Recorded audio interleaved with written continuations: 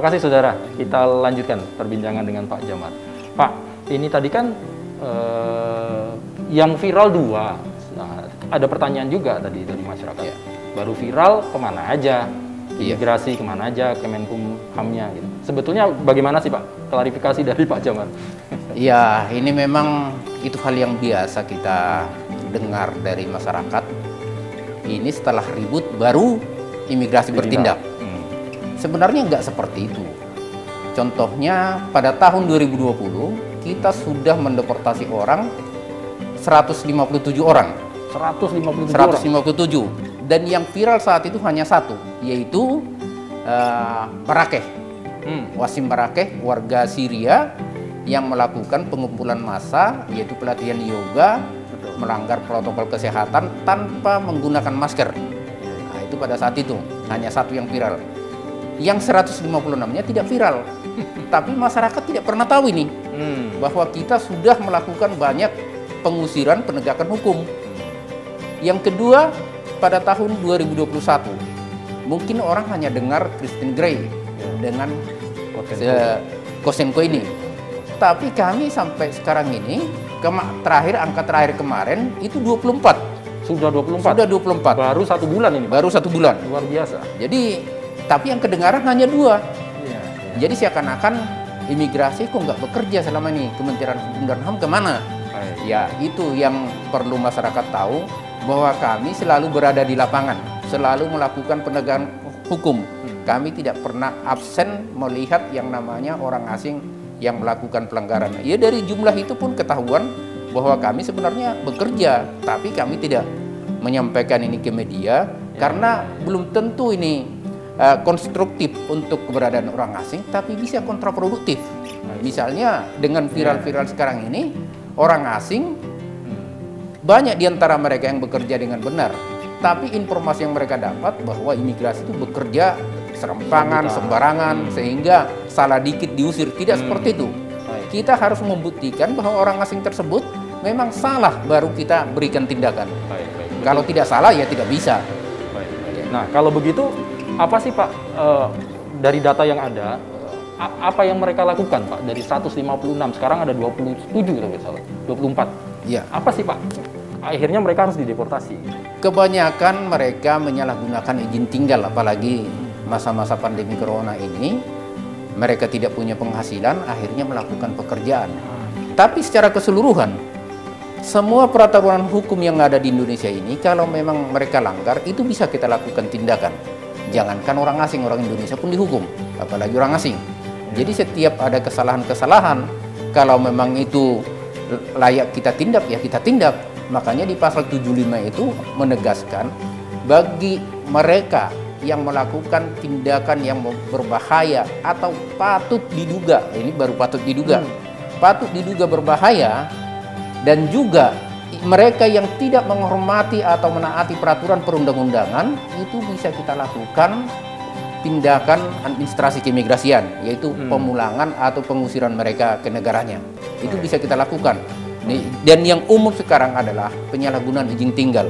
Ya, seperti tadi, Barakeh itu ya dia termasuk bekerja karena dia mengumpulkan massa. Kalaupun melanggar protokol kesehatan, tentunya dia itu kan pekerjaan.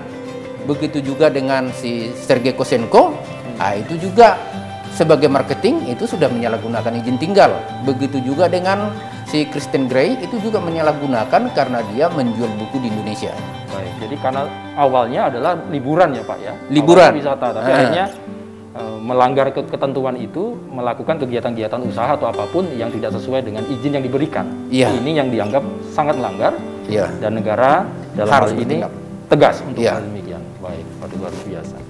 Kalau boleh tahu berarti masih banyak nggak Pak Jamar untuk kawan-kawan WNA yang sekarang ini kan masa pandemi nih? Iya. Nah ini kalau data ada berapa sih Pak di Bali ini?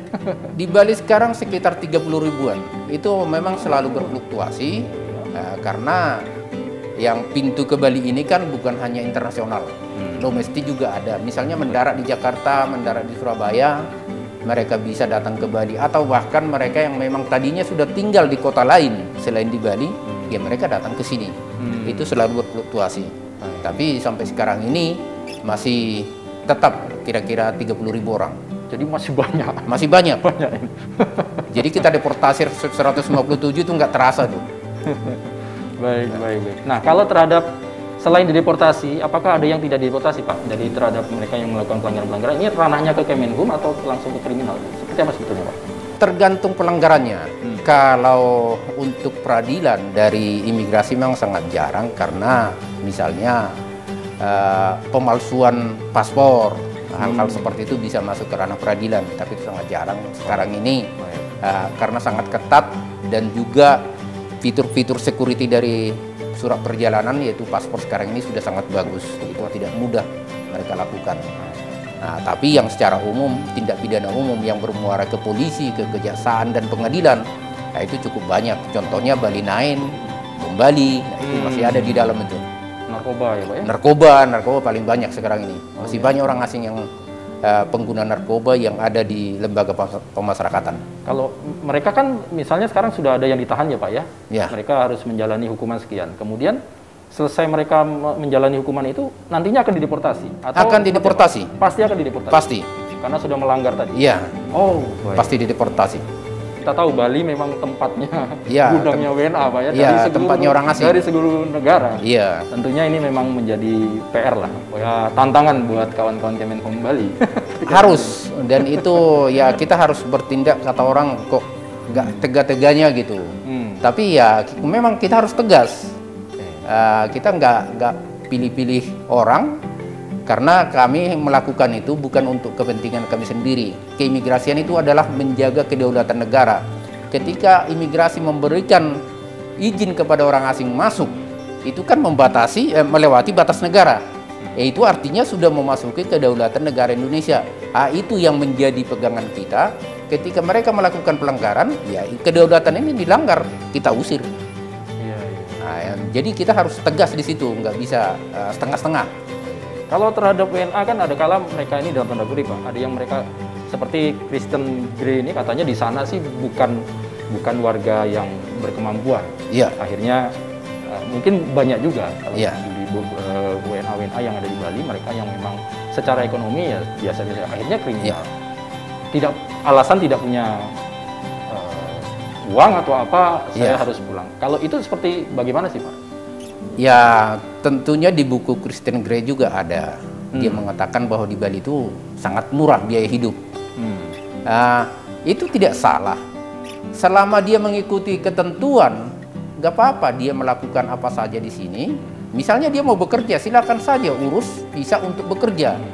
Tapi ketika dia melanggar ketentuan yang sudah kita ada batas-batasnya itu, ya kita harus mengatakan bahwa kepentingan Indonesia harus lebih utama. Karena di Undang-Undang Imigrasi juga orang yang asing yang boleh masuk ke Indonesia adalah orang yang memberikan manfaat kepada negara dan pemerintah Indonesia. Ini yang penting ya, Pak. Iya. Jadi tidak sekedar datang kemudian tidak. Orang wisatawan kan memberikan manfaat. Di sana ada hotel yang terisi, ada transportasi yang dimanfaatkan, ada restoran yang laku. Sekarang kita lihat coba dengan turunnya pariwisata ini, hotel berapa yang tutup, SDM kita berapa yang nganggur, pajak kita nggak masuk. Jadi ini suatu lingkaran yang memang harus dihidupkan. Dan kita juga sangat mengharapkan orang asing masuk ke Indonesia, bukan semata-mata kita nggak suka dengan mereka, tidak. Kita sangat suka, tapi jangan melanggar di Indonesia. Itu ininya, poinnya. Poinnya itu, baik. Wah, ini luar biasa. Nah, keterkaitan dengan WNA ini memang tidak lepas dengan bagian keimigrasian ya, Pak Jamar ya.